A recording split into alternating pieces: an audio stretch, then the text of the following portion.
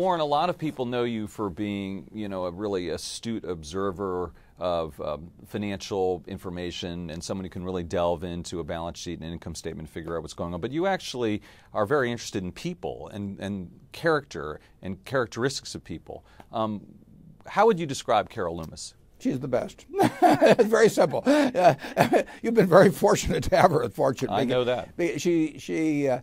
Well, I'll tell you one very interesting thing that I've told other people about Carol.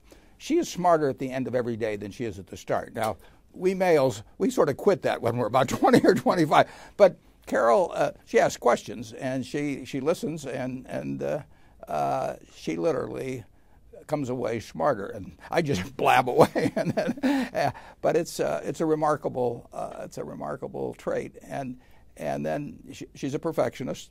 She wants every story to be exactly right. She wants to understand it completely, and I think she's probably sort of disarming with many executives, because they see this little girl from Coal Camp, Missouri, and they figure I'll put one over on her. But that has not been very successful, whether it's Harold, Janine, or you name it.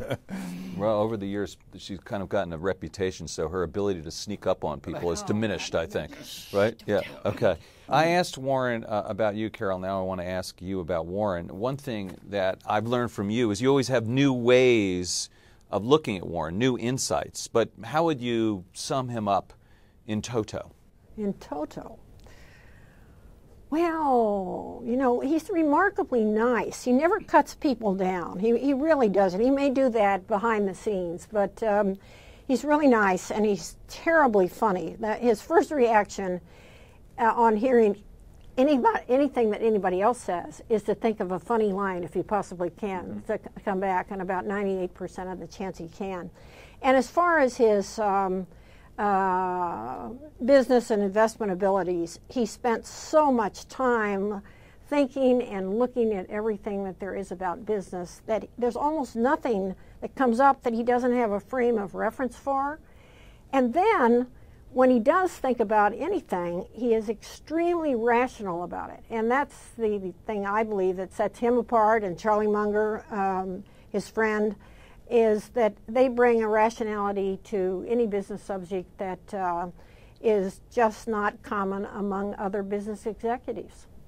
Right. One thing you should know, Andy, Carol and I, we have probably talked 90% of the weekdays for close to 40 years.